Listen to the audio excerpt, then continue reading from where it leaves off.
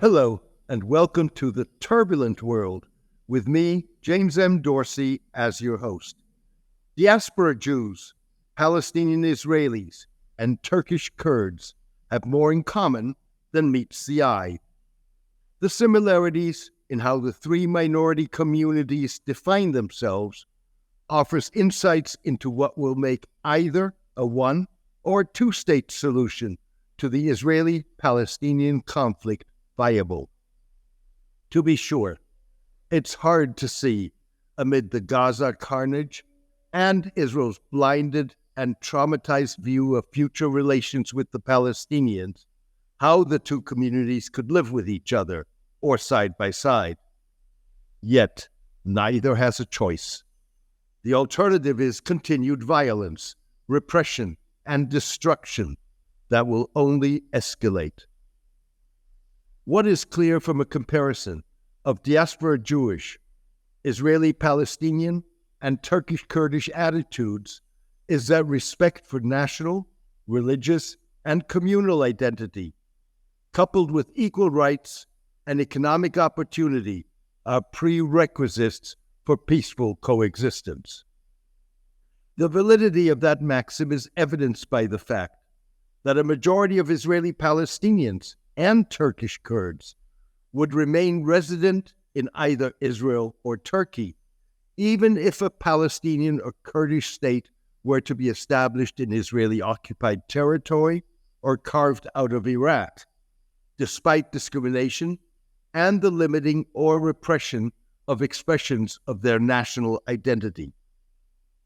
Similarly, a majority of diaspora Jews, despite rising anti-Semitism, and irrespective of whether they support or oppose Israeli policies and the Gaza war, want a Jewish state to exist, but have no intention of uprooting their lives and moving to Israel.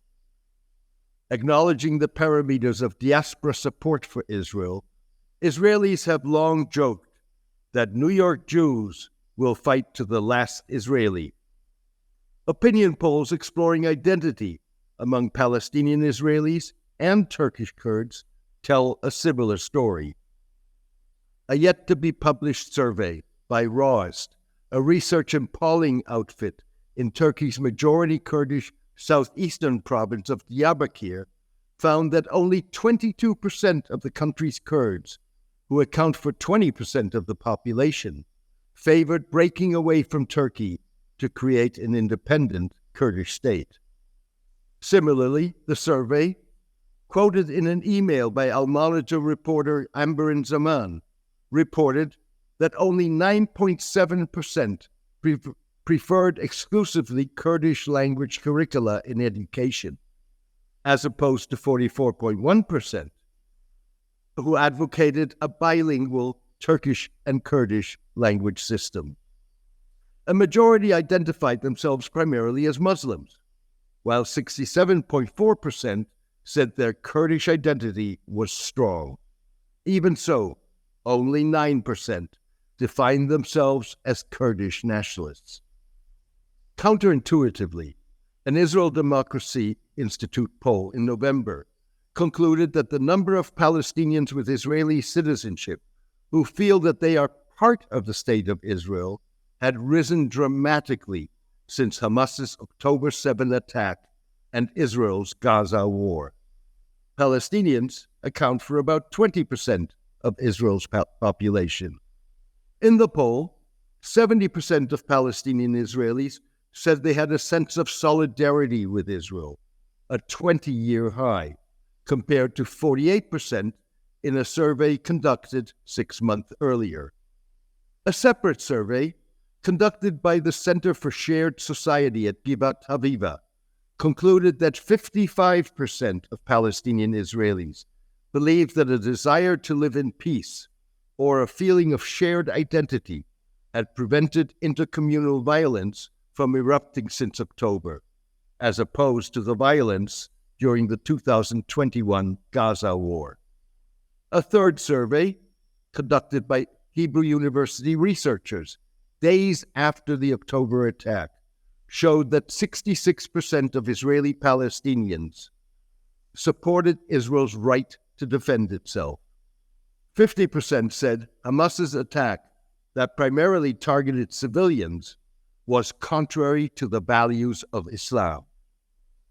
Even so, amid widespread anti-Palestinian sentiment in Israel, fueled by the October 7 attack and the war, Israeli-Palestinian optimism about the future dropped to a 5-year low, with only 27% of those polled by the Institute less or unconcerned about what lies ahead of them.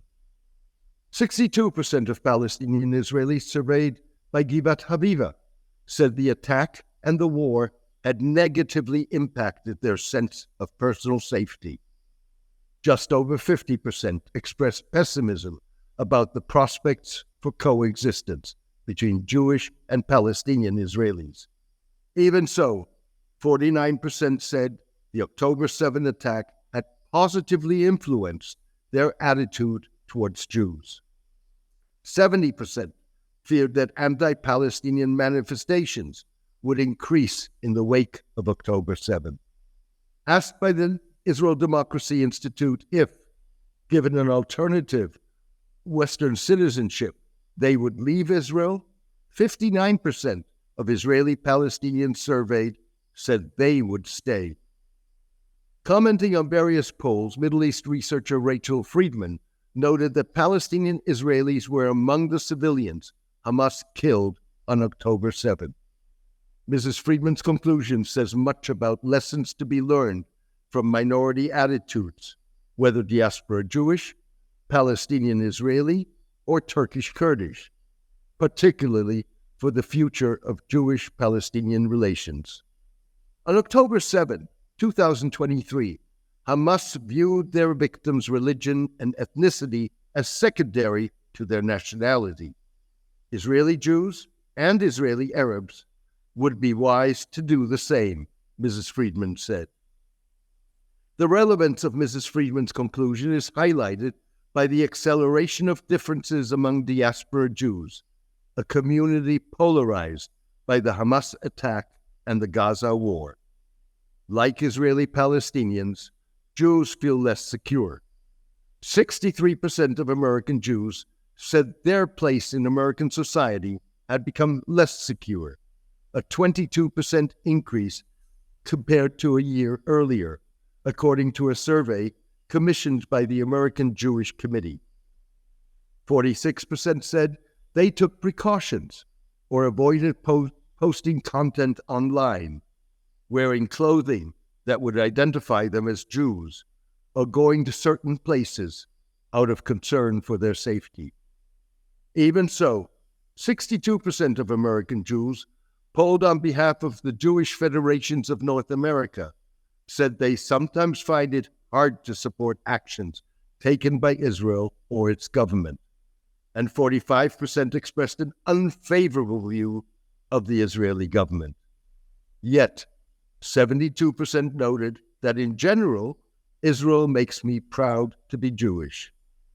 Increasingly ambivalent diaspora Jewish attitudes towards Israeli policy and perceptions of how that might impact their safety is reflected in diminished diaspora Jewish immigration to Israel and millennial Jewish responses to attempts by Israel and its supporters to depict pro-Palestinian protests on university campuses as anti-Semitic.